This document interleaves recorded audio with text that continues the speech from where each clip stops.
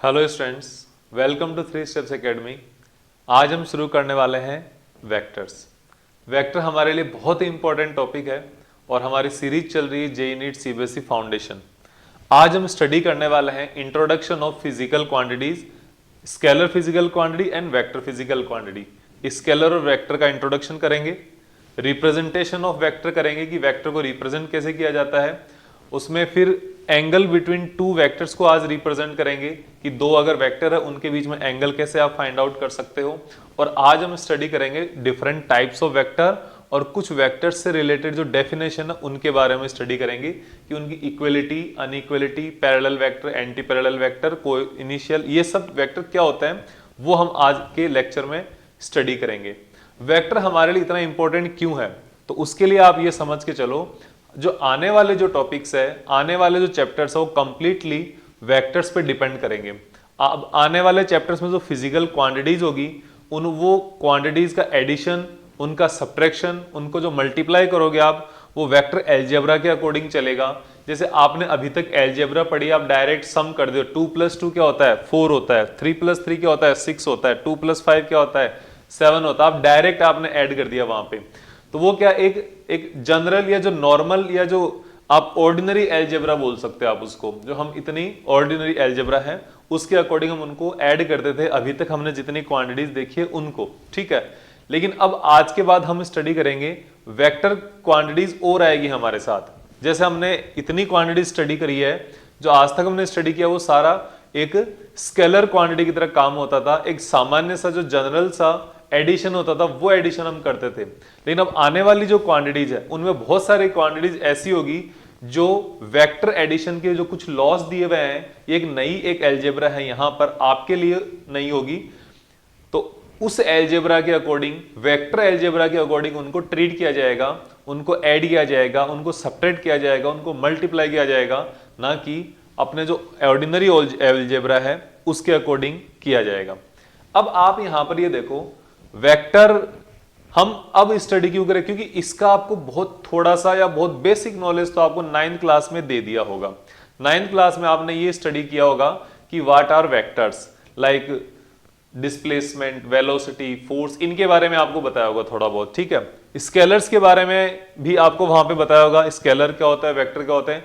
उन्हीं चीजों को हम यहां पर बिल्कुल एकदम डिटेल में स्टडी करेंगे। जितना ज्यादा आप डिटेल में और जितना ज्यादा अच्छे से आप इसके क्वेश्चंस करोगे, स्टडी करोगे, उतना ही ज्यादा ये आपके लिए बेनिफिशियल होगा, फायदेमंद होगा। तो देखो यहां पर सबसे पहले क्या है, what are scalars and vectors.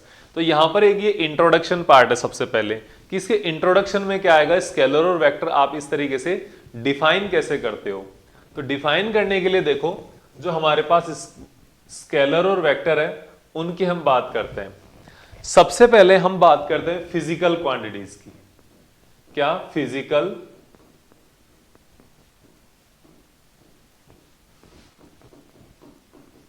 Quantities. Physical quantities को सबसे पहले फर्स्ट चैप्टर में हमने दो अलग अलग टाइप से बांटा है, जो यूनिट्स एंड डायमेंशन में। वहां पर एक फिजिकल क्वांटिटीज थी फंडामेंटल फिजिकल क्वांटिटीज, ठीक है। ये जो यहां पर इनका जो क्लासिफिकेशन है वो क्लासिफिकेशन किसके बेसिस पे था, डिपेंडेंसी के बेसिस पे था। डिपेंडेंसी के बेसिस पे था फंडामेंटल फिजिकल क्वांटिटी, जहां पे आप लिख सकते हो मास,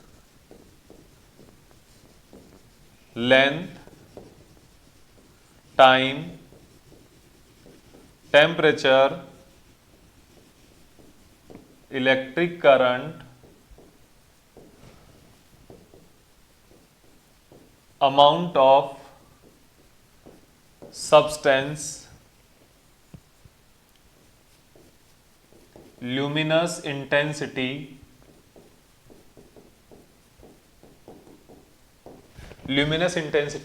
इतनी आपके पास कुछ क्वांटिटीज थी। ये क्वांटिटीज कितनी है, 1 2 3 4 5 6 7, ये 7 क्वांटिटीज फंडामेंटल फिजिकल क्वांटिटीज के अंदर आती है, ठीक है। फिर इनके अलावा कुछ और क्वांटिटीज थी जो इनके साथ थोड़े अलग चीजों पे डिपेंड करती है, ये क्वांटिटीज बिल्कुल एकदम इंडिपेंडेंट क्वांटिटीज है, ये अपने आप में एक फ्री क्वांटिटीज है। ये किसी को इनको एक्सप्लेन करने के लिए आपको किसी क्वांटिटी की हेल्प नहीं लेनी पड़ती। तो ये हो गई फंडामेंटल फिजिकल क्वांटिटी। अब हम दूसरी बात करते हैं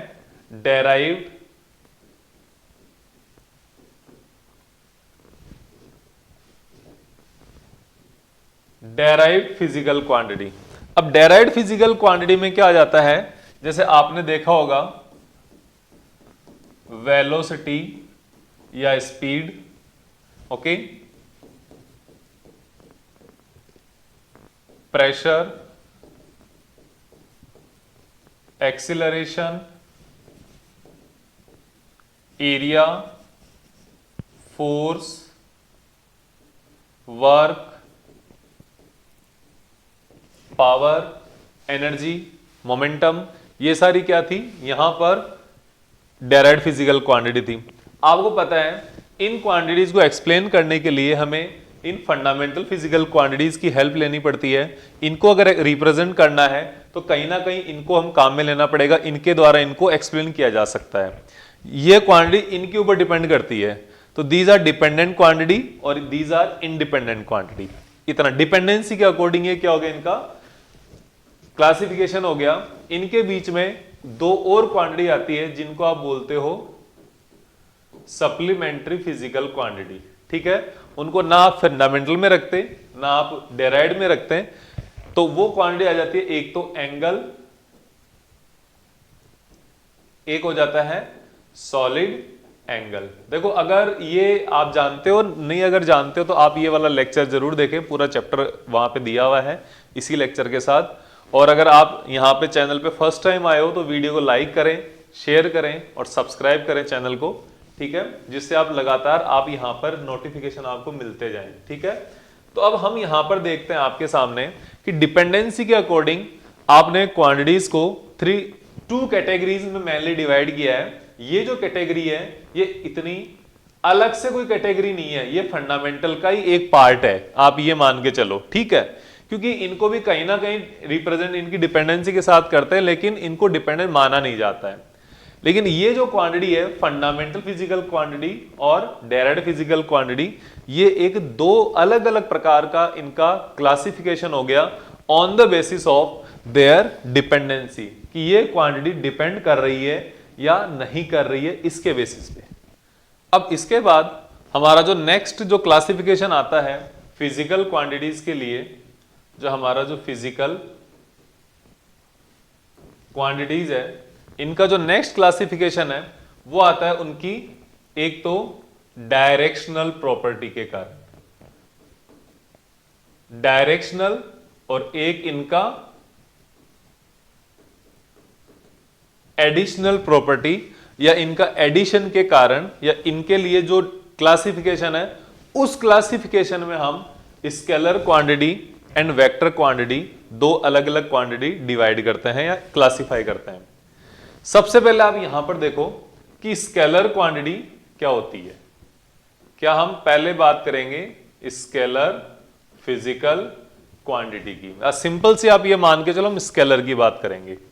तो स्केलर के लिए अगर मैं आपको यहां पर बताऊं तो आप सबसे पहले कोई भी आपके पास एक बर्तन है, कोई जार है, इस जार के अंदर पहले से कोई एक ऑब्जेक्ट या कोई सामान रखा हुआ है, थोड़ा चावल हो सकता है, चीनी हो सकता है, गेहूं हो सकता है, कुछ भी है, मान लो राइस ले लो। यहां पर आपके पास ऑलरेडी 3 kg राइस है, ओके, कितना 3 kg राइस आपके पास यहां पे ऑलरेडी रखा हुआ है, पहले से रखा हुआ है, ठीक है। अब आपने क्या किया, इसके अंदर 2 kg राइस और डाल दिया, इसके अंदर आपने 2 kg राइस और डाल दिया। तो अब आप ये जो 2 kg आपने जो राइस ऐड किया इसके अंदर, वो किसी भी डायरेक्शन से करो, आपने चाहे यहां से लेकर डालो इसके अंदर, चाहे आप यहां से इसमें 2 kg इंसर्ट करो, चाहे आप यहां से 2 kg इंसर्ट करो, यहां पर जो इनका टोटल जो वैल्यू आएगी वो 3 kg प्लस 2 kg, आपके पास जो टोटल एडिशन है वो 5 kg ही बनेगा। इसमें केवल और केवल जो सिग्निफिकेंस है, जो महत्व है यहाँ पे, सिग्निफिकेंस केवल यहाँ पे इस मैग्नीट्यूड का सिग्निफिकेंस है कि ये क्वांटिटी कितनी है यहाँ पे, ठीक है, कितनी है 3 kg प्लस 2 kg, इन्हीं दोनों चीजों का यहां पर सिग्निफिकेंस है। आप इसको कैसे रख रहे हो, कहां से ला रहे हो, कौन सी डायरेक्शन से लेकर आ रहे हो, कौन सी डायरेक्शन से इसमें अंदर इंसर्ट कर रहे हो, इन चीजों का यहां पे कोई भी सिग्निफिकेंस नहीं है। तो ये हो गई यहां पर एक टाइप की स्केलर क्वांटिटी। इसका मैं अगर आपको एक और एग्जांपल दूं यहां पे, तो आप ये देखो, मान लो कोई भी एक साइकिलिस्ट है या कोई एक आदमी है, रनर है, वो सबसे पहले यहां से 100 मीटर रन कर रहा है, 100 मीटर दौड़ रहा है यहां से, ठीक है। 100 मीटर की उसने लेंथ कवर करी, डिस्टेंस कवर करी, ये मान लो, ठीक है। फिर इसने इस पॉइंट से इस डायरेक्शन में आया और इसने यहां से 50 मीटर डिस्टेंस कवर करी, और यहां से वापस इस डायरेक्शन में यदि आ रहा है, इसने 80 मीटर डिस्टेंस कवर करी, ठीक है। 80 मीटर इसने डिस्टेंस कवर कर ली। तो यहां पे टोटल जो डिस्टेंस कवर करी है इसने, आप कैसे फाइंड आउट करोगे? आप डायरेक्ट इनका जो एडिशन है 100 प्लस 50 प्लस 80, 230 मीटर इसने टोटल इस रनर ने कवर करी है।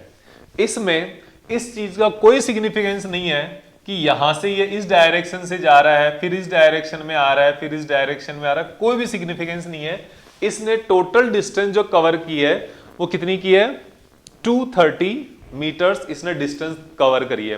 तो ये आपके साथ, आपके लिए हो गया एक टाइप की स्केलर क्वांटिटी, जहां पे केवल और केवल इसके मैग्नीट्यूड का सिग्निफिकेंस है, और साथ ही साथ इसकी यूनिट को तो खैर आप काम में लेते ही हो, ठीक है। तो ऐसी क्वांटिटी जिनको रिप्रेजेंट करने के लिए केवल मैग्नीट्यूड एंड यूनिट्स की रिक्वायरमेंट होती है, these quantities are known as a scalar quantity, या quantity which are represented by their magnitude and their unit are known as a scalar quantities, या स्केलर क्वांटिटी कहलाती है, ठीक है। तो इतना आपको समझ में आ गया किसके लिए? स्केलर क्वांटिटी के लिए। लेकिन वेक्टर क्वांटिटी है ना, इसके लिए इतना आसान काम नहीं है। वेक्टर क्वांटिटी के लिए आपको अगर रिप्रेजेंट करना है तो यहां पर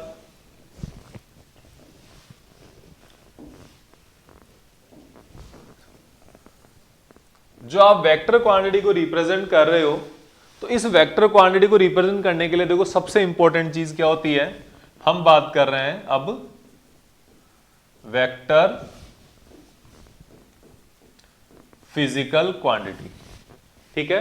ये इस पूरे चैप्टर का बहुत ही ज्यादा इंपॉर्टेंट पार्ट रहने वाला है, इसी के बारे में हम यहां पर स्टडी करेंगे।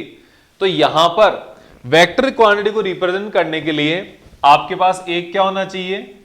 मैग्नीट्यूड होना चाहिए, ठीक है। एक इसकी यूनिट। वैसे तो देखो मैग्नीट्यूड क्या होता है? इस न्यूमेरिकल वैल्यू और इसकी यूनिट, इन दोनों को मिलाकर ही मैग्नीट्यूड बनता है। तो इन दोनों को आप एक यूनिट या एक ग्रुप मान सकते हो कि मैग्नीट्यूड देन देयर डायरेक्शन। किसी भी फिजिकल क्वांटिटी को उसका मैग्नीट्यूड, उसकी यूनिट और उनकी डायरेक्शन से अगर रिप्रेजेंट करना होगा आपको, तो उस क्वांटिटी को आप उस फिजिकल क्वांटिटी को आप वेक्टर क्वांटिटी कहोगे, आप उनको आप वेक्टर्स कहोगे। यहां पर एक चीज और ध्यान रखनी है, वेक्टर में उनके मैग्नीट्यूड के साथ साथ डायरेक्शन होगी, और उसके साथ ही they follow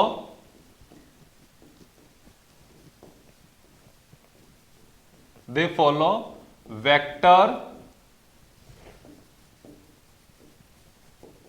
addition law. They follow vector addition, वो वेक्टर एडिशन लॉज को फॉलो करेंगे, ठीक है।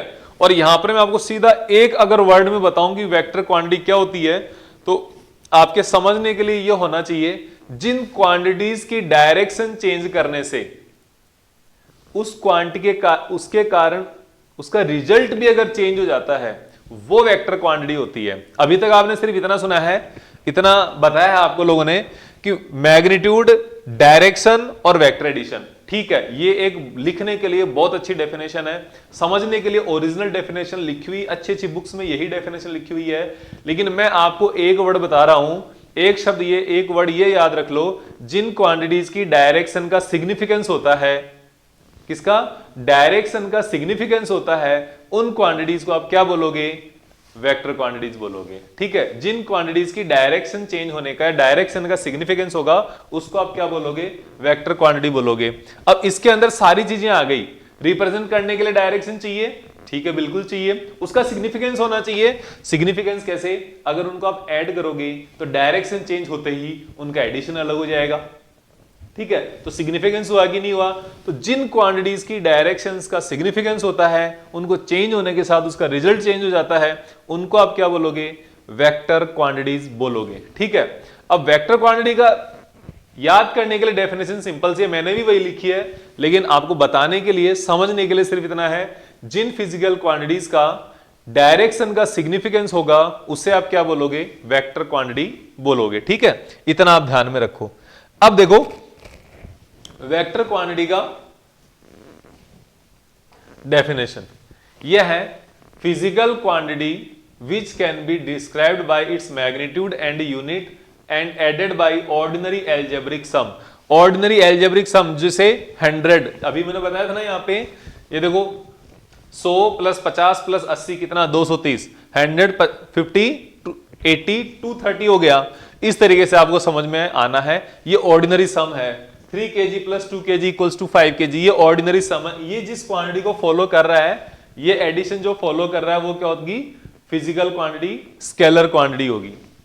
इसका एग्जांपल है distance, speed, mass, time, density, volume, temperature, electric current. ये देखो इलेक्ट्रिक करंट भी एक टाइप की स्केलर क्वांटिटी है, ये अभी बताऊंगा क्यों होती है, क्योंकि इसमें ये ऑर्डिनरी एल्जेब्रा काम करता है इसके अंदर, इसलिए इस इलेक्ट्रिसिटी को भी क्या काम में ले लिया हमने, इसको भी हमने स्केलर क्वांटिटी में काम में ले लिया। ठीक है, देखो इसका आपको मैं बता देता हूं, जैसे आपके पास कोई भी एक सर्किट है, सर्किट ऐसा ही तो बनता है, ये आपके पास एक बैटरी हो गई प्लस माइनस, फिर ये आपके पास एक रेजिस्टेंस हो गया, ये आपके पास दूसरा रेजिस्टेंस हो गया। अब यहां पर इसमें देखो, इसमें अगर आपके पास 2 एम्पियर करंट जा रही है, 2 एम्पियर नहीं, मैं इसको थोड़ा, हाँ 3 एम्पियर करंट जा रही है, इधर से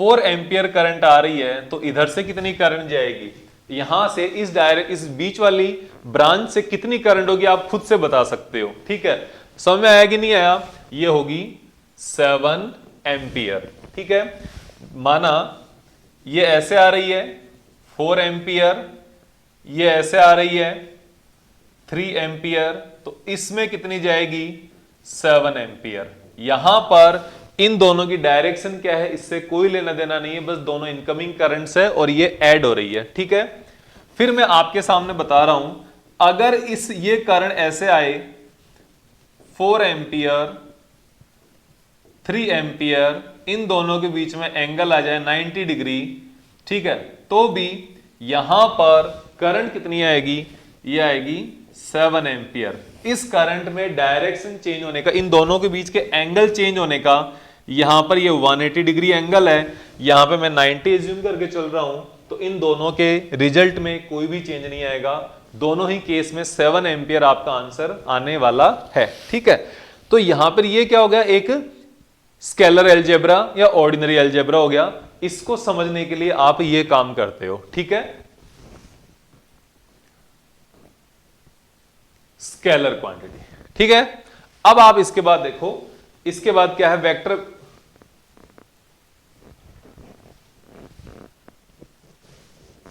स्केलर वेक्टर क्वांटिटी क्या है, वेक्टर क्वांटिटी कह रही है a physical quantity which can be described by its magnitude, units and direction are known as a vector quantity and added by vector algebraic rules.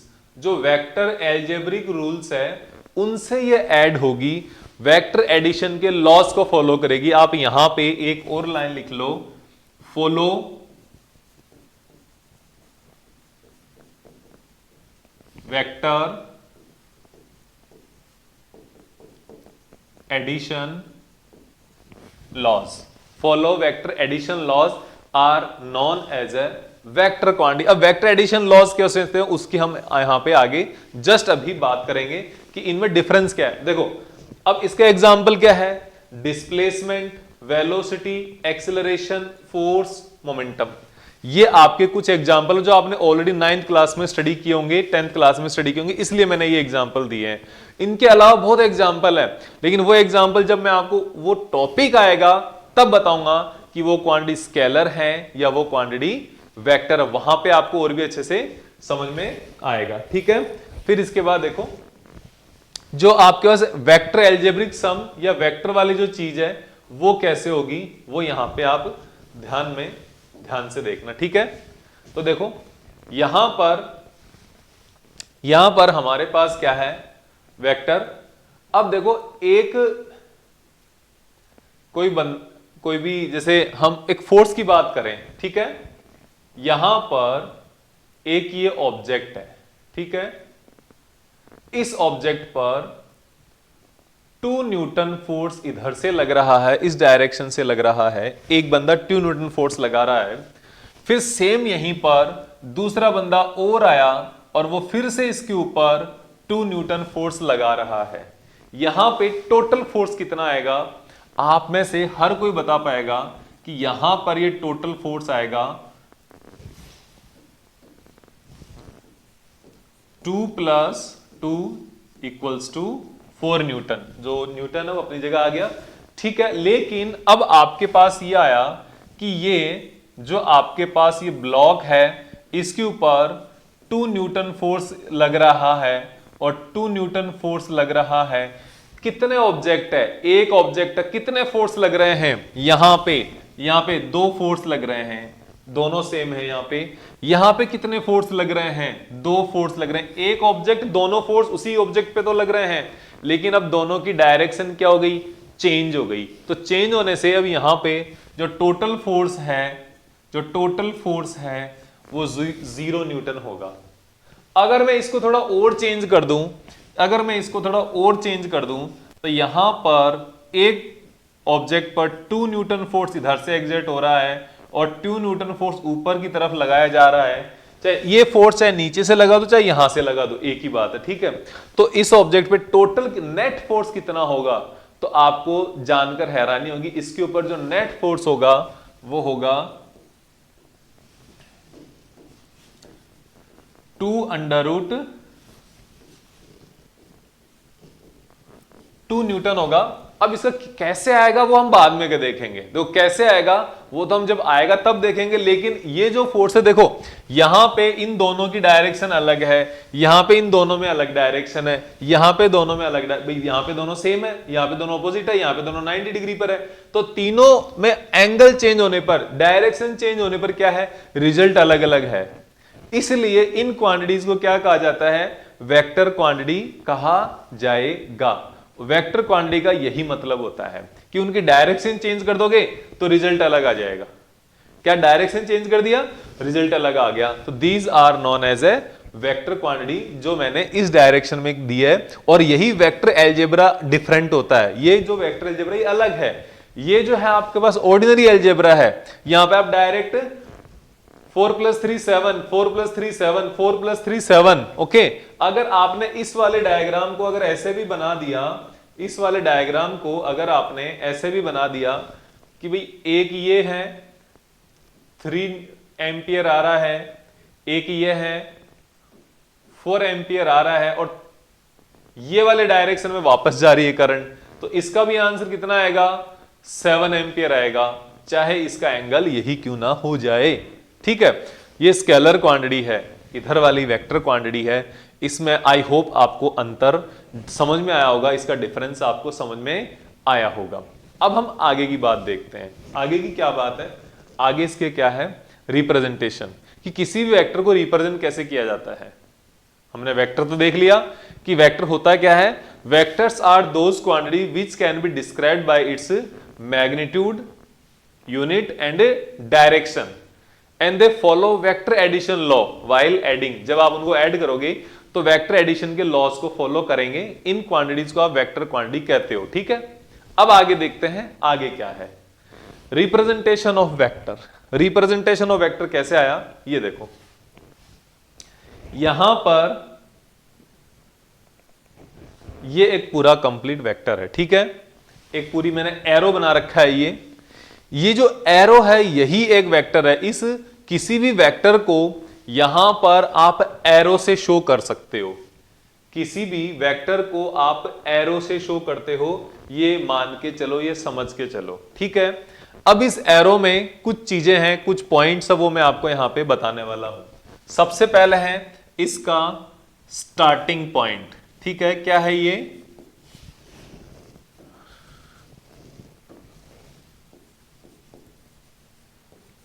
Start point, इसको आप क्या बोलोगे, ये होगा इसकी टेल, ये इसकी टेल है, स्टार्टिंग पॉइंट, ठीक है। फिर यहां पर है इसका एंड पॉइंट, या आप इसको एंड बोल सकते हो। ये है क्या, ये है वेक्टर का हेड, ये क्या है, वेक्टर का हेड। तो अब जो इसकी एरो की जो डायरेक्शन है, ये जो एरो की डायरेक्शन है, ये क्या है, ये वेक्टर की डायरेक्शन है। ये जो एरो की डायरेक्शन है यही क्या है, वेक्टर की डायरेक्शन है, ओके। और अगर मैं यहां पर इसको चेंज करूं, चेंज नहीं करना है अभी, मैं इसको और बताऊं आपको, तो जो इसकी ये जो लेंथ है, लेंथ क्या रिप्रेजेंट कर रही है, ऐसे क्या मैं इसको इतने बड़े की जगह छोटा भी बना सकता हूं, नहीं, इसकी लेंथ का भी अपना सिग्निफिकेंस है, इसकी एरो का भी अपना सिग्निफिकेंस है।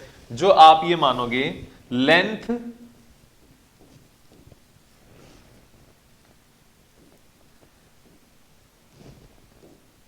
Length of arrow is equals to magnitude, magnitude, और आप इसको ये भी कह सकते हो strength of vector, length of vector या मैग्नीट्यूड ऑफ वेक्टर आप इसको कह सकते हो। जो लेंथ ऑफ एरो होगी वो क्या होगी, strength of strength of vector या मैग्नीट्यूड ऑफ वेक्टर इसको बोल सकते हो, ठीक है। उस वेक्टर की वो स्ट्रेंथ को रिप्रेजेंट कर रहा है, ठीक है।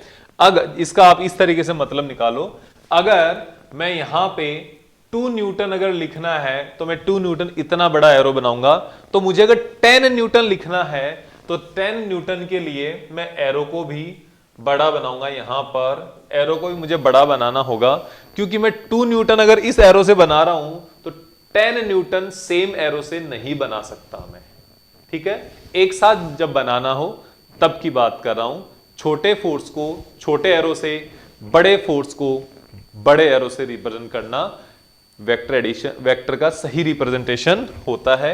ये आप आगे मान के चलो, ठीक है। अब इसके बाद है इसकी डायरेक्शन, जो डायरेक्शन ऑफ एरो है ना उसकी बात कर रहा हूं। तो डायरेक्शन जो होगी वो होगी डायरेक्शन ऑफ वेक्टर। इस वेक्टर की डायरेक्शन क्या है, ये है, इस वेक्टर की डायरेक्शन क्या है, ये यहां से पीछे से स्टार्ट होकर इस डायरेक्शन में ये वेक्टर जा रहा है, ये वेक्टर की डायरेक्शन होगी। तो डायरेक्शन रिप्रेजेंट करने का ये तरीका आ गया। अब मैं सिमिलरली मैंने कुछ यहां पे एक एनालॉजी दी है, यहां पे एक कंपैरिजन दी है कि किस तरीके से आप इसको रिप्रेजेंट करना है। जैसे देखो मैंने यहां पर ये जो एक जो डिस्टेंस है यहां से यहां तक की जो डिस्टेंस है उसको मैं 1 यूनिट मान लूं, या मैं आपको 1 न्यूटन अगर कंसिडर कर लेता हूं, ठीक है। तो अब यहां पे क्या होगा, और ये जो डायरेक्शन है कौन सी है, ये पॉजिटिव एक्स एक्सिस डायरेक्शन या पॉजिटिव एक्स डायरेक्शन है, ठीक है। तो देखो ये जो है यहां पर कितने कवर कर रहा है, ये 2 को कवर कर रहा है, 2 कॉलम्स को कवर कर रहा है, तो 2 न्यूटन हो गया। और इसकी डायरेक्शन क्या हो गई, इसकी डायरेक्शन हो जाएगी प्लस एक्स, इसकी डायरेक्शन है, ओके। इसकी जो डायरेक्शन वो क्या है, प्लस एक्स डायरेक्शन में है, ये इसका मैग्नीट्यूड और ये इसका डायरेक्शन, ठीक है, आपको ध्यान रखना है। फिर अगर मैं यहां पर इस वाले की बात करूं तो यहां पर 1 2 3 4 Newton plus x direction, plus x direction हो गई, ठीक है। यहां पे कितना है 1 2 3 न्यूटन माइनस एक्स डायरेक्शन, ये है 3 न्यूटन। 3 न्यूटन है ना, और ये ऑपोजिट नेगेटिव की तरफ है, तो ये नेगेटिव एक्स डायरेक्शन हो गया। फिर हम इसकी बात करें 1 न्यूटन और प्लस एक्स डायरेक्शन हो गया। हम इस छुटकी सी की बात करें, ये छोटा सा है इतना यहां पे, इसकी बात करें तो सेम, दोनों सेम है लेकिन ऑपोजिट है, ऑपोजिट है, माइनस एक्स पे आएगा। तो इन चीजों पे आपको ऑटोमेटिकली यहां पर समझ में आने लग गया। अब देखो ये जो रिप्रेजेंटेशन है किसका है, ये वेक्टर्स का रिप्रेजेंटेशन है, का डायग्राम के अकॉर्डिंग, पिक्टोरियल रिप्रेजेंटेशन है इसको, ठीक है, ग्राफिकल रिप्रेजेंटेशन बोल सकते हो। ग्राफिकल से जब पिक्टोरियल रिप्रेजेंटेशन है, डायग्राम के साथ रिप्रेजेंटेशन है, चित्र के साथ रिप्रेजेंटेशन है। अगर मुझे अगर थ्योरेटिकली जब मैं न्यूमेरिकल कर रहा हूं, तो न्यूमेरिकल करने के टाइम पर, कैलकुलेशन करने के टाइम पर कैसे रिप्रेजेंट किया जाता है एक वेक्टर को, वो देखो आप।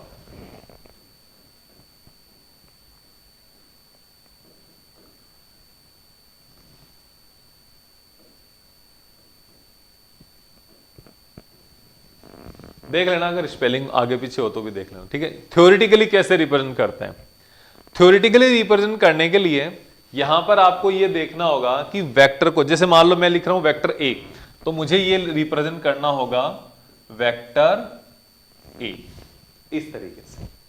इसको आप क्या प्रोनाउंस करोगे, इसको आप प्रोनाउंस करोगे वेक्टर ए। ये आपके पास क्या है, वेक्टर ए है। ये जो ऊपर एरो ना, ए तो ए है, इसको क्या होना है, कुछ नहीं होना, लेकिन इसके ऊपर जो एरो लगा हुआ है उसका एक अपना सिग्निफिकेंस है, उसका अपना जो सिग्निफिकेंस है उसी को आप क्या बोल रहे हो, वेक्टर। उसके कारण ही इसको वेक्टर बोल रहे हो, वरना ये कोई कुछ नहीं है, इसका कोई सिग्निफिकेंस नहीं है अलग से, ठीक है। तो ये आपको ध्यान में रखना है। फिर हम इसके आगे बात करते हैं। आपने वेक्टर तो बता दिया, अब इसका क्या हो गया, मैग्नीट्यूड, ठीक है। अब हम बात करेंगे क्या,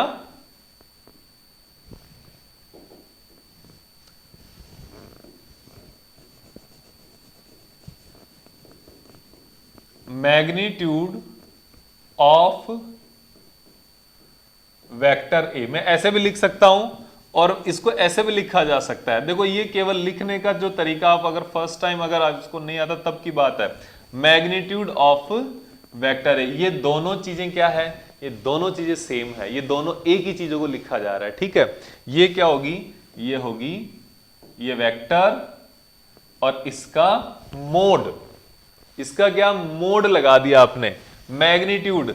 इसको आप ये भी बोल सकते हो mode of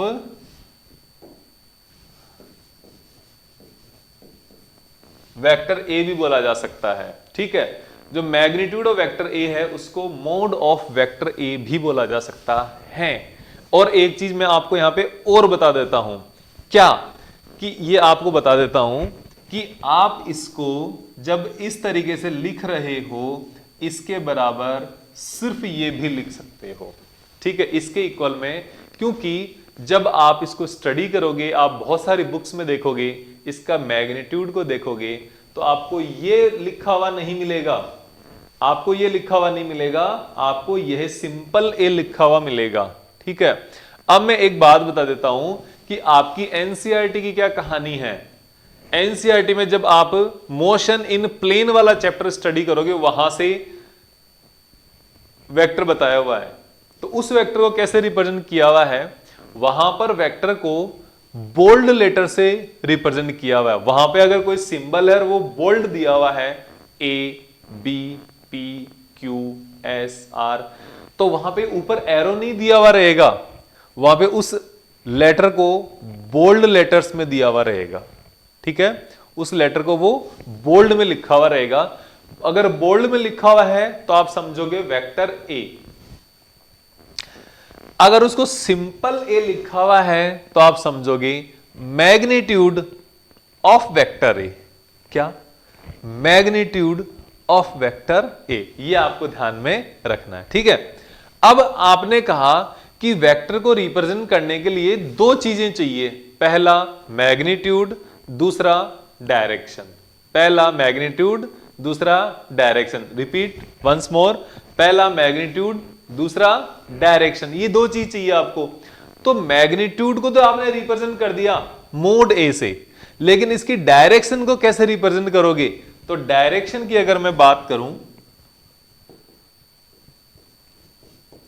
direction of vector A, direction of vector ए, इसको लिखा जाएगा ए के ऊपर आप कैप लगा दो, ए के आप एक टोपी पहना दो, कैप लगा दो, तो आपके सामने ये मोड, इसका डायरेक्शन आ जाएगी। डायरेक्शन किसकी? वेक्टर ए की। डायरेक्शन को एक और नाम से जाना जाता है, डायरेक्शन का एक और नाम होता है, उसको क्या बोला जाता है? एक और क्या नाम है? यूनिट वेक्टर ऑफ वेक्टर ए। आप दोनों में से कुछ भी बोल सकते हो। आप बोलते यूनिट वेक्टर ऑफ वेक्टर ए तो भी ए कैप है, आप बोलोगे डायरेक्शन ऑफ वेक्टर ए तो भी ए कैप है। अब ये यूनिट वेक्टर क्या होता है वो हम थोड़ी ही देर में बात करेंगे, या हम इसके आने वाले लेक्चर्स में बात कर लेंगे। लेकिन यूनिट वेक्टर, यूनिट का मतलब वन, यूनिट का मतलब वन, ठीक है। अब यहां पे आपने मैग्नीट्यूड समझ लिया कि मैग्नीट्यूड क्या होता है। तो यूनिट वेक्टर वो वेक्टर होता है जिसका खुद का मैग्नीट्यूड कितना हो? वन हो, ठीक है। यहां पर बीच में आ गया तो मैं आपको यही बता देता हूं कि यूनिट वेक्टर क्या होता है।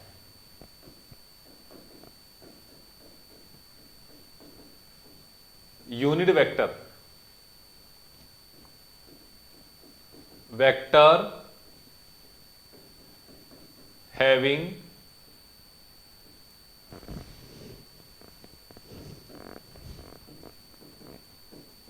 its magnitude 1,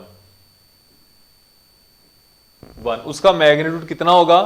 1 होगा, ठीक है। उसका मैग्नीट्यूड कितना होगा? 1 होगा। अब क्यों 1 होगा, इसका जो मतलब है, उसका जो महत्व है, सिग्निफिकेंस है, अभी बात करेंगे। जस्ट वापस अपनी पीछे वाली स्लाइड पे आ जाओ, ठीक है। अब मैं आपसे बात करने वाला हूं, ये वाला एरो क्या है? Arrow is vector A, arrow is vector A, ठीक है। ये आपके पास एक एरो है, इसको रिप्रेजेंट, इसकी डायरेक्शन किधर है? इसकी डायरेक्शन कहां है? इसकी डायरेक्शन है ये, इसकी डायरेक्शन है ये। तो अब देखो, ये इसकी डायरेक्शन है वेक्टर, ये ए कैप, ठीक है। अब एक बात देखो, इस वेक्टर को रिप्रेजेंट करने के लिए क्या क्या चाहिए? वेक्टर को रिप्रेजेंट करने के लिए चाहिए मैग्नीट्यूड और डायरेक्शन, ठीक है। हो गया काम। तो इस वेक्टर ए का मैग्नीट्यूड कितना है? वो है वेक्टर ए का मोड। जो मोड लिख दिया मैंने वो इसका मैग्नीट्यूड हो गया, जो मोड लिख दिया वो क्या हो गया? इसका मैग्नीट्यूड हो गया, ठीक है।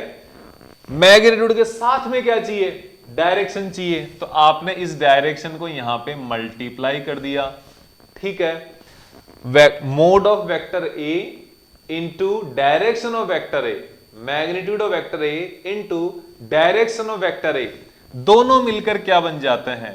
दोनों मिलकर बन जाते हैं वेक्टर ए। दोनों मिलकर क्या बन जाते हैं? Vector A. जब तक दोनों नहीं मिलेंगे वेक्टर नहीं बनेगा, ठीक है। दो चीजें देखो, दुनिया में एक डायरेक्ट, एक सीधा सा नियम है, सीधा सा रूल है, कोई अगर नई चीज बनानी है तो उसमें से दो चीजों को मिलना ही पड़ेगा, ठीक है। तो यहां पे दो चीजें मिल रही है तो एक नई चीज यहां पर बन रही है, वो क्या है? Vector A. मिलन हो गया इन दोनों का, mod of magnitude of vector a and direction of a का जो मिलन होगा इन दोनों का, ये एक दूसरे से बिछड़े हुए थे इतने दिन, जब एक दूसरे के साथ में रहेंगे तो ये क्या हो जाएगा? वेक्टर बन जाएगा, ठीक है। तो इतना आपको समझ में आना चाहिए। हो गया? तो इसको आप एक बार बिल्कुल फिर से 2 मिनट नहीं है, 10 सेकेंड्स के लिए वापस सोचो इसको कि किस तरीके से चल रहा है, ठीक है। हाँ, तो आपको समझ में आया होगा how we can represent vector in terms of its magnitude and its direction. Magnitude और डायरेक्शन मिलेंगे तो वेक्टर बनेगा, इन दोनों के मिलन से वेक्टर बनने वाला है। ठीक है, तो अब ये आगे देखना है यूनिट वेक्टर। यूनिट वेक्टर क्या हुआ, इसका मैग्नीट्यूड। अब देखो इस कॉन्सेप्ट को भी समझेंगे, यूनिट वेक्टर का मैग्नीट्यूड 1 होने का क्या कॉन्सेप्ट है। देखो हमने वेक्टर ए का एक मैग्नीट्यूड लिया, ठीक है, वेक्टर ए का एक मैग्नीट्यूड लिया, हमें क्या रिप्रेजेंट करना है, हमें रिप्रेजेंट करना है वेक्टर ए को, तो मैग्नीट्यूड तो इसका आ गया। अब इसके साथ डायरेक्शन हम मल्टीप्लाई कर देंगे तो वेक्टर बनेगा, तो मैंने इसकी डायरेक्शन को रिप्रेजेंट कर मल्टीप्लाई कर दिया ए। अब देखो अगर ए का मैग्नीट्यूड, सपोज इस ए का जो मैग्नीट्यूड है वो 2 होता, अगर 2 होता, मान लो 1, अगर 2 होता तो पहले से तो इसका कुछ ना कुछ मैग्नीट्यूड है, फिर 2 से मल्टीप्लाई हो जाता, तो ओवरऑल जो इसका मैग्नीट्यूड है, जो वेक्टर ए है, इसका ओवरऑल मैग्नीट्यूड तो डबल हो जाता, यानी कि चेंज हो जाता। अगर इसका मैग्नीट्यूड 0.5 है, आधा है, तो फिर से ये मल्टीप्लाई होता, तो इस मैग्नीट्यूड को तो इफेक्ट करता ना। इसलिए डायरेक्शन का मैग्नीट्यूड 1 क्यों लिया है, इसलिए लिया है कि जब भी वो डायरेक्शन उस मैग्नीट्यूड के साथ में आकर बैठे, उसके बगल में आकर बैठे, उससे अच्छी सी बातें करने लगे, तो मैग्नीट्यूड का, उसका मैग्नीट्यूड खुद की वैल्यू चेंज ना हो जाए। ठीक है, अगर कोई आपके साथ आके बैठ रहा है और आपसे अच्छी अच्छी बातें कर रहा है, आपको भटकाने की कोशिश कर रहा है, तो आपको भी इसकी तरह ध्यान रखना पड़ेगा। क्या ध्यान रखना पड़ेगा कि भाई अपने, मैं एकदम सख्त हूं, मेरे को कोई चेंज नहीं कर सकता, ये आगे कितनी बात करे, चाहे उसकी डायरेक्शन चेंज कर देगा, लेकिन अपनी वैल्यू को वो नहीं गिरने देगा, अपनी वैल्यू को वो चेंज नहीं करने देगा। लेकिन जनरल लाइफ में ऐसा होना चाहिए, होता नहीं है। हम क्या है, सामने वाले के अकॉर्डिंग कई बार अपनी वैल्यूज को चेंज कर लेते हैं, कई बार हम कंप्रोमाइज कर देते हैं, कई बार हम सामने वाले को देखकर ज्यादा दिखाने लगते हैं, तो ऐसा नहीं होना चाहिए। बिल्कुल इसकी तरह इसका खुद का मैग्नीट्यूड चेंज, और ये कैसे होगा, ये उसी कंडीशन में होगा, भाई तेरा इच्छा हो तो आओ यहाँ पे, इच्छा हो तो मत आओ। आपका मैग्नीट्यूड अगर 1 है तो ही हम आपके साथ में बैठेंगे, आपके साथ बैठकर अच्छी बातें करेंगे, टाइम पास करेंगे। ये सिंपल सी थ्योरी है, किसकी है, ये यूनिट वेक्टर की है। ठीक है, तो यूनिट वेक्टर का मतलब समझने के लिए आपको इतना करना पड़ेगा कि यूनिट वेक्टर क्या होता है, जिसका मैग्नीट्यूड 1 हो। ठीक है, तो ये आपका यूनिट वेक्टर हो गया। तो आपको, आई होप आपको जो रिप्रेजेंटेशन है वेक्टर्स का वो समझ में आया होगा, और यूनिट वेक्टर क्या होता है वो भी आपको समझ में आया होगा। ठीक है, तो इस तरीके से आपको ये देखना है। अब हम बात करते हैं एंगल्स, एंगल बिटवीन वेक्टर्स। ठीक है, एंगल बिटवीन टू वेक्टर। तो देखो एंगल बिटवीन वेक्टर्स का क्या मतलब है, वो आप सीधा सा देखो। हम यहां पर जो 2 वेक्टर है उनके बारे में बात करेंगे, जो 2 वेक्टर उनके बारे में बात करेंगे। तो देखो यहां पर क्या है, पहला है वेक्टर ये, पहला ये सेट है।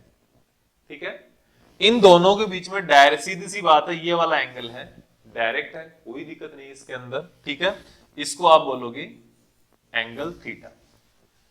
यहां पे इसमें कोई डाउट नहीं है, ये सीधा सा एंगल है, दो वेक्टर्स के बीच का जो एंगल है वो यहां पे है। यहां पे एक चीज का ध्यान रखना है, अगर वो ध्यान जो रखना वो इसको पूरा करेंगे उसके बाद बताऊंगा। ठीक है, एंगल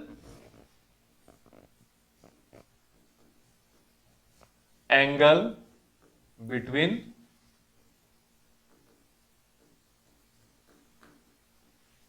डायरेक्शन के बीच का एंगल है, और कौन सा एंगल है वो भी बात करेंगे।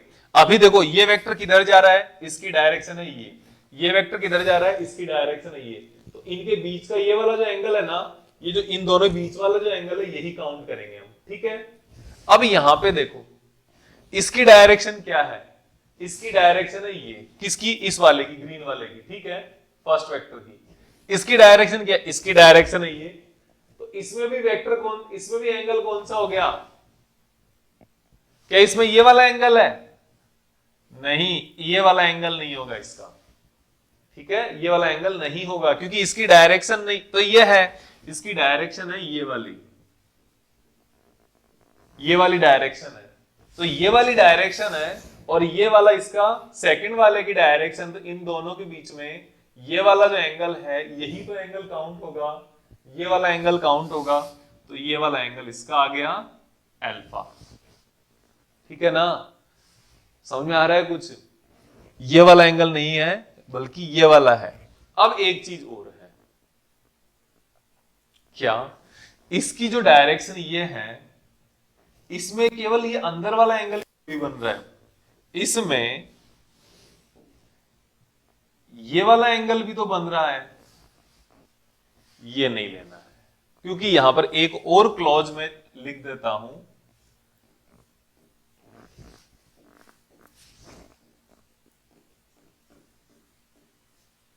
Report angle less than 180। 180 180 से जो छोटा एंगल होगा वो वाला एंगल आपको यहां पर रिपोर्ट करना है। ये इसका पूरा मतलब है इस चीज को बताने का। ठीक है,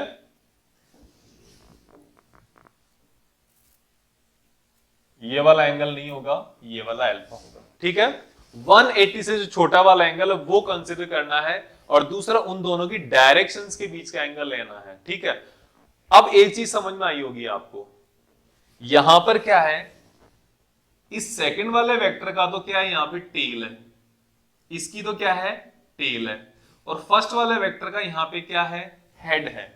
जब एक की टेल हो और दूसरे का हेड हो तो आपको क्या करना है, आपको एक्सटेंड करना है हेड को, जिसका हेड है ना उसको एक्सटेंड करो, तो दोनों के बीच में जो एंगल बनेगा, इस लाइन के और इसके बीच में एंगल बनेगा वो अल्फा होगा। और यहां पे क्या होगा, यहां पे सिंपल सी बात है, यहां पे आने के लिए आपको देखना है पहले की भी टेल है यहां पे और दूसरे की भी यहां पर टेल है, कोई एक्सटेंशन कोई चेंज नहीं करना, डायरेक्ट काम बन गया अपना। और यहां पर अगर हम बात करें तो इस वाले केस में इसकी भी यहां पर क्या है, टेल है, और इसकी भी यहां पे क्या है, टेल है, तो दोनों की जब टेल होगी तो इंक्रीज किसी को नहीं करना। ठीक है, किसी को नहीं करना, एक की डायरेक्शन ये है, एक की डायरेक्शन ये, इस तरीके से। ठीक है, कैसे, जैसे एक की डायरेक्शन ये हो गई और एक की डायरेक्शन ये हो गई, इस तरीके से। ठीक है, इस तरीके से ही हो गया ना, तो इन दोनों के बीच का ये वाला जो एंगल है ये हो जाएगा इस तरीके से। देखो ये रहा, हाँ, थीटा इसका एंगल हो गया। इस तरीके से आपको एंगल फाइंड आउट करना है। ऊपर वाला भी तो एंगल बन रहा है लेकिन दैट इज ग्रेटर देन 180, वो 180 से क्या बनता है, ज्यादा बनता है, इसलिए काम में लेना है। तो ये आपका एंगल आ गया। ठीक है ना, फिर बहुत अच्छी बात है ये तो। देखो आगे इन तीनों डायग्राम्स के बीच में हम यहाँ पे वेक्टर्स का एंगल फाइंड आउट करना है। सबसे पहला ये वाला, हम पैरेललोग्राम वाला सबसे पहले ले रहे हैं, ये लेने से ये भी होपफुली हो जाएगा। तो यहां पे देखो दोनों की टेल मिल रही है ना, देखो ये चीज है ना जो टेल वाला, ये मेरे को खुद को आज ही पता चला है, आज ही मेरे पढ़ाते पढ़ाते दिमाग में आया है, तभी मैं आपको बता रहा हूं। मैंने ये कभी आज के पहले कभी भी नहीं बताया, ये वाली ट्रिक सिंपल सी है। तो क्या हुआ, आप ये क्या करो, दोनों के बीच का एंगल फाइंड आउट कर लो। जहां पे टेल और टेल मिली हुई है, डायरेक्ट ये वाला एंगल हो गया थीटा। यहाँ पे एक ही टेल है और दूसरे का हेड है, तो हेड को क्या करो, एक्सटेंड कर दो, तो दोनों के बीच का एंगल क्या हो गया, ये वाला होगा थीटा, ये थीटा 1 हो गया, ये यहाँ पे थीटा 2 मान लो, भले ये दोनों सेम है फिर भी मैं आपको बता रहा हूं थीटा 2 मान लो। यहाँ पे पहले का हेड है, दूसरे की टेल है, तो पहले का हेड को आगे बढ़ाओ, तो ये वाला दोनों के बीच का एंगल होगा थीटा 3 होगा। यहाँ पे चेंज आ गया ना, बिल्कुल आ गया। इसकी अगर मैं बात करूं, दोनों का हेड है, तो दोनों का हेड है तो दोनों को ही आप एक्सटेंड कर दो, तो दोनों के बीच में ये वाला एंगल है, ये थीटा 4 हो गया। सिंपल, देखो ये वाला कितना सिंपल ट्रिक समझ में आई है। इस ट्रायंगल पे आ जाओ, ट्रायंगल का इधर वाला ये वाला एंगल कितना है, 60 डिग्री अगर मैं बता रहा हूं, तो आगे क्या बनेगा, इसकी टेल है, इसका हेड है, हेड को इंक्रीज करो, ये आ गया 120 डिग्री, इसको आप मान लो अल्फा मान लो, ठीक है। ये टेल, इसका हेड, हेड वाले को इंक्रीज करो तो ये फिर से 120 डिग्री अल्फा 2, ठीक है। सिमिलरली इसका हेड, टेल, अल्फा 3 भी 120 डिग्री है, इस तरीके से आ जाएगा। सिमिलरली इसके अंदर आप खुद फाइंड आउट, वीडियो को पॉज करो, आप 10 सेकंड 20 सेकंड जितना लेना है आप लोग, इसको खुद से करो, फिर मैच करो, तब मजा आएगा। वरना तो पढ़ने में तो क्या है, सारे बता दूंगा मैं, ठीक है। देखो एक बार पॉज करके देखो, ट्राई करो, फिर देखते हैं। तो देखो सब में टेल और हेड मिल रहे हैं, तो हेड वाले को आगे बढ़ाओ, ये वाला एंगल हो जाएगा अल्फा 1, यहां पे ये वाला एंगल हो जाएगा अल्फा 2, यहां पे ये वाला एंगल हो जाएगा अल्फा 3, यहां पे ये वाला एंगल हो जाएगा अल्फा 4, ये वाला एंगल हो जाएगा अल्फा 5, ये वाला एंगल हो जाएगा अल्फा 6। ये सारे ही कितने के इक्वल है, ये सारे ही सिमिलर, ये जो क्वाड्रिलेटरल है, ओके, ये इवन क्वाड्रिलेटरल है, तो ये क्या होगा 60 डिग्री का एंगल हो जाएंगे। और इसके अंदर वाले जो एंगल है ना, देखो ये इसमें मैं आपको बता देता हूं, कंफ्यूज मत होना, ये जो अंदर वाला जो एंगल है, ये वाला एंगल, ये 120 डिग्री का है, ठीक है, ये आपका 120 डिग्री का, लेकिन जो एंगल ये वाला 60 का है, जो इन वेक्टर्स के बीच का जो एंगल है वो 60 का है। वेक्टर्स के बीच का एंगल वेक्टर की डायरेक्शन का है, ठीक है। और इसका जो अंदर वाला एंगल है वो हेक्सागोन के एंगल अंदर वाले होते हैं। हेक्सागोन के एंगल, ट्रायंगल के एंगल, रेक्टेंगल के एंगल, या आप कह सकते हो इस पैरेललोग्राम के एंगल, ये एंगल वेक्टर्स के एंगल से सेम नहीं होंगे। वेक्टर अपना काम करेंगे और जो डायग्राम है वो अपना काम करेगा, ठीक है ना।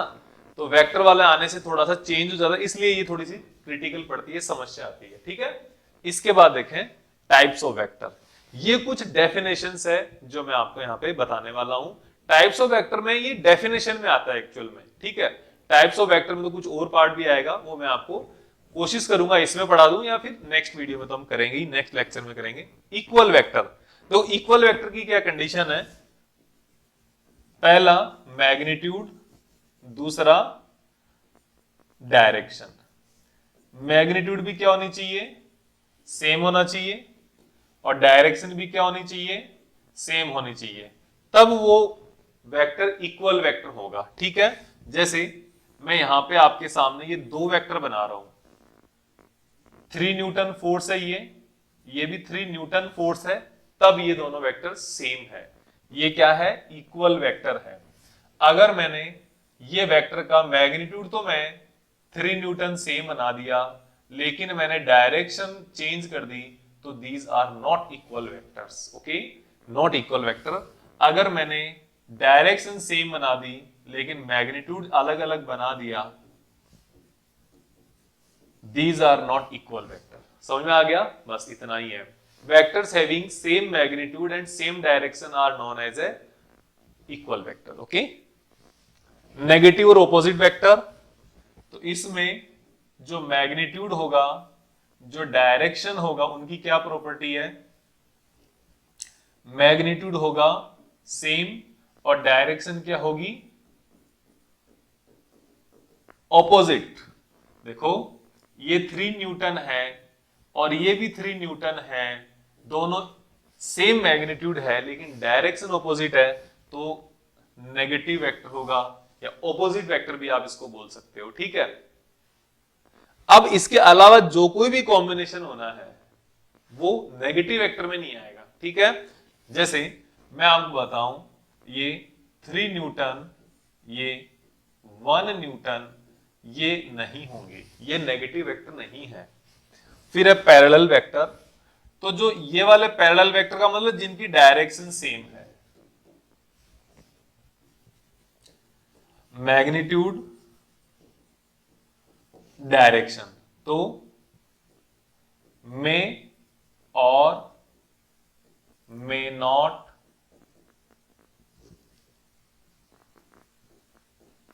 सेम, सेम हो भी सकते हैं, सेम नहीं भी हो सकते हैं, दोनों ही कंडीशन है, लेकिन इनकी जो डायरेक्शन है ना वो सेम होनी चाहिए। 3 न्यूटन 1 न्यूटन, लेकिन दोनों की डायरेक्शन सेम है, दीज आर पैरेलल वेक्टर। ये भी क्या है, पैरेलल वेक्टर है, ये भी क्या है, पैरेलल वेक्टर है। ये दोनों पैरेलल वेक्टर की मैं एग्जांपल, लेकिन ये पैरेलल नहीं है, ठीक है ना, ध्यान रखना। फिर anti parallel vector, magnitude, magnitude में और मे नॉट सेम, सेम हो भी सकता है, नहीं भी हो सकता है, लेकिन जो डायरेक्शन है वो क्या होनी चाहिए,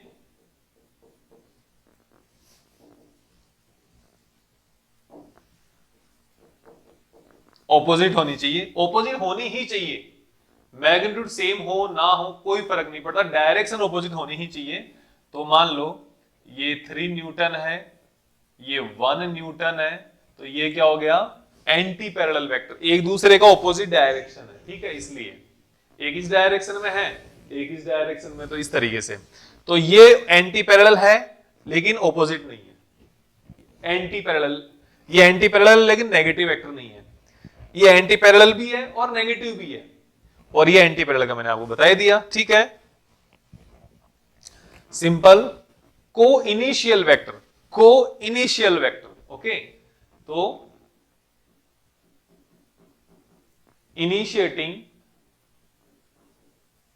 from same point, initiating from same, एक ही पॉइंट में ओरिजिनेट, या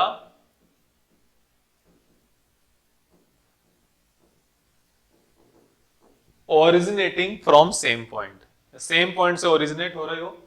अब देखो यहां पे ये एक वेक्टर है, वेक्टर ए लगाने की यहां पे रिक्वायरमेंट नहीं है, ये सिंपल हम बात ही कर रहे हैं इनके बारे में। ये को इनिशियल वेक्टर है, ओके, ये को इनिशियल वेक्टर है, समझ में आ गया होगा। को लीनियर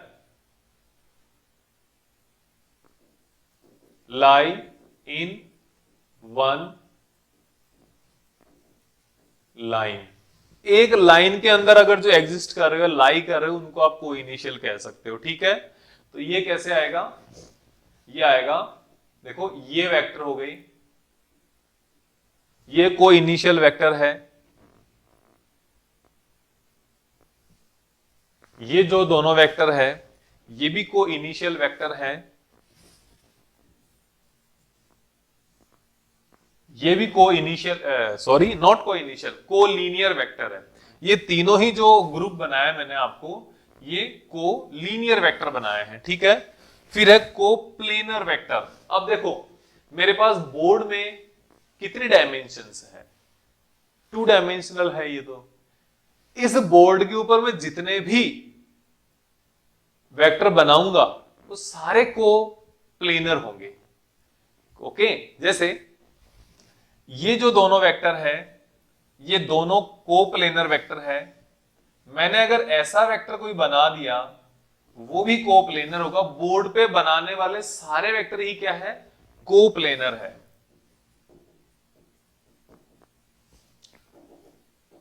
लाई इन वन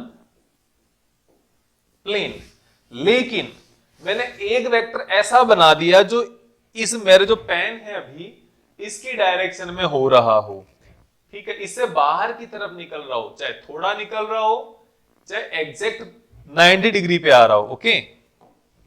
ये जो एंगल होगा ना, ये जो वेक्टर होगा वो नॉन कोप्लेनर होगा, यहां पे जो भी मैं बनाऊंगा वो सारे कोप्लेनर होंगे। जब मैं 3 डायमेंशनल आपको स्पेस बताऊंगा वहां पे कोप्लेनर के अलावा नॉन कोप्लेनर भी आएगा, ओके, ध्यान रखना इस बात का, उस टाइम पर हम बात करेंगे, याद रखना। फिर है unit vector, unit vector just मैंने अभी आपको बताया कि vector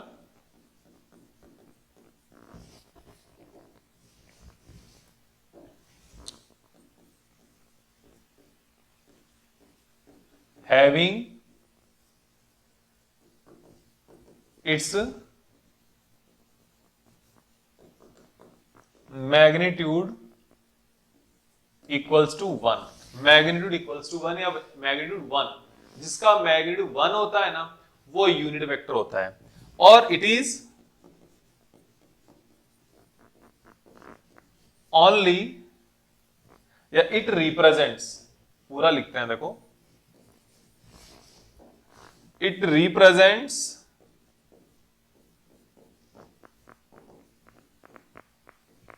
only direction of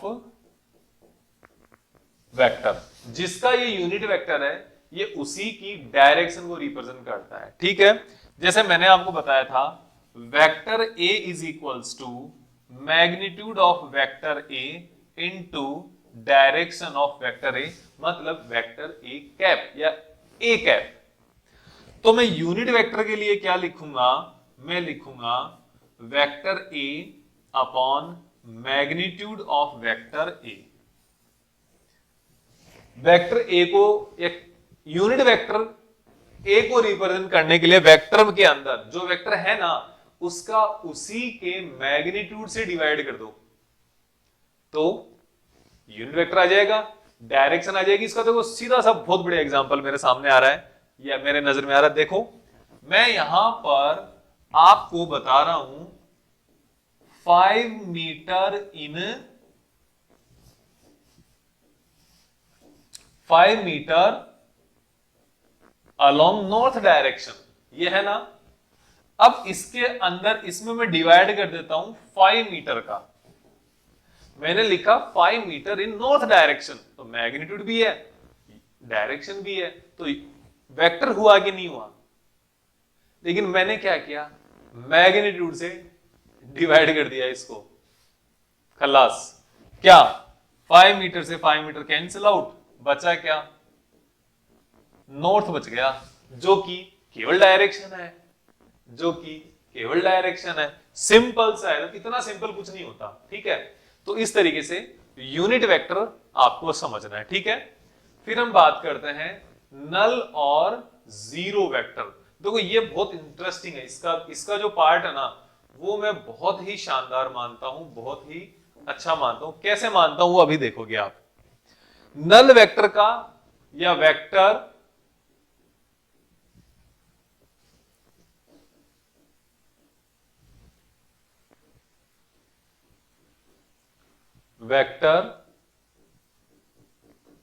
having its magnitude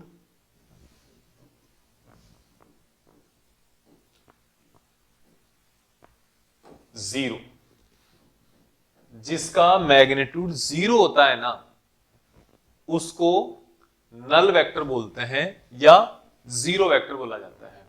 इसका कॉन्सेप्ट का, इसको रिप्रेजेंट कैसे करेंगे, इसको रिप्रेजेंट केवल इस तरीके से कर देंगे, जीरो वेक्टर से रिप्रेजेंट कर देंगे। ठीक है, या इसको ऐसे भी रिप्रेजेंट करते हैं 0 0 ओ से ओ तक किया। ठीक है, जैसे होता है ना 3 डायमेंशनल फ्रेम होता है, ये ओ पॉइंट है, यहीं से स्टार्ट हुआ और यहीं पे खत्म हो गया। तो इस प्रकार के इस टाइप के वेक्टर क्या होता है, ओ से उस पॉइंट से स्टार्ट हुआ उसी पे आगे खत्म हो गया, तो ये नल वेक्टर होता है। इसका ये हुआ कैसे, ये चाहिए क्यों। देखो ये जनरली कैलकुलेशन में हमारे सामने नहीं आएगा, काम में नहीं आएगा, लेकिन मैं आपको एक बात बताऊं, आपने 3 kg माइनस 3 kg किया, क्या बचा, 0 बचा। 3 लीटर माइनस 3 लीटर किया, क्या बचा, 0 लीटर बचा, है ना। 3 लीटर प्लस 3 लीटर किया तो 6 लीटर हुआ। आप ऐसे कर सकते हो क्या, 3 kg प्लस 2 लीटर, कुछ आएगा इसका, कोई आंसर नहीं आएगा, है ना। 3 kg plus 3 kg, 3 kg plus 2 kg, 3 kg plus 1 kg, 3 metre plus 3 metre. मतलब होमोजेनिटी होनी चाहिए कि नहीं होनी चाहिए, सिमिलरिटी होनी चाहिए कि नहीं होनी चाहिए। सेम उसी केस में जब इनका डिफरेंस आएगा वो भी सेम क्वांटिटी का आएगा, जब इनमें एडिशन करोगे वो भी सेम क्वांटिटी का आएगा। तो जब आप वेक्टर ए को वेक्टर ए के साथ ऐड कर रहे हो तो आपके पास आंसर आ रहा है 2 इंटू वेक्टर ए, उसका 2 गुना आएगा। लेकिन अगर आप vector A minus vector A कर रहे हो तो क्या आएगा, vector A minus vector A कर रहे हो तो क्या आएगा, बताओ देखें, तो आएगा 0। लेकिन जब तक मैंने लिखा है अभी तक, ये तो इधर तो वेक्टर है और ये स्केलर है, वेक्टर को वेक्टर के साथ जोड़ने पर तो वेक्टर आना चाहिए, या सबट्रैक्ट करने पर भी वेक्टर आना चाहिए। तो सबट्रैक्ट करने पर वेक्टर नहीं आया, तो हमने क्या, इसको एक वेक्टर मान लिया जो नल वेक्टर है या जो जीरो वेक्टर है। ये सिग्निफिकेंस होता है नल वेक्टर का, ये सिग्निफिकेंस किसका होता है, नल वेक्टर का होता है, जो कि बहुत ज्यादा इंपॉर्टेंट है हमारे समझने के लिए, कॉन्सेप्ट होने के लिए, क्योंकि छोटा मोटा क्वेश्चन तो कहीं से भी आ सकता है, ठीक है, उलझाना हो या एक मतलब फ्री का नंबर देना हो, किसी को फ्री का नंबर देना हो तो ये क्वेश्चन देते हैं, ये क्वेश्चन देते हैं, ठीक है, और फ्री का नंबर भी देना होता है उनको, ऐसा तो नहीं सारे क्वेश्चन मुश्किल ही देने होते हैं। अगर मान लो बोर्ड है या जेई है या नीट है, कोई भी आदमी है ये ठान ले कि किसी के नंबर आने ही नहीं देने हैं, तो ऐसा पेपर भी बना सकते हैं। लेकिन उनको पता है कि पेपर स्टूडेंट सोल्व करेंगे, फ्री का नंबर देना है तो ऐसा भी दे सकता है। इस तरीके से आपको समझ के चलना है। हमारा आज का जो लेक्चर है ये हम पोलर वेक्टर और एक्सियल वेक्टर ये हम नेक्स्ट लेक्चर में करेंगे। आज का लेक्चर हम इतना ही रखेंगे। और आपने अगर वीडियो को लाइक नहीं किया है तो लाइक करें, चैनल को सब्सक्राइब नहीं किया है तो सब्सक्राइब करें, चैनल को सब्सक्राइब करें, वीडियो को लाइक करें, कमेंट करें, हमें बताएं आपको वीडियो कैसा लगा है, कितना आपको समझ में आ रहा है, क्या आपको हेल्प हो रही है यहाँ से। अगर हेल्प हो रही है तो हमें जरूर बताएं आपका क्या आगे आप चाहते हो, क्या टॉपिक आप आगे चाहते हो, जिससे हम उन टॉपिक्स को पहले कवर करके शॉर्ट वीडियोस, छोटे छोटे वीडियोस में हम आपको डालते रहे यहाँ पे। Thank you very much.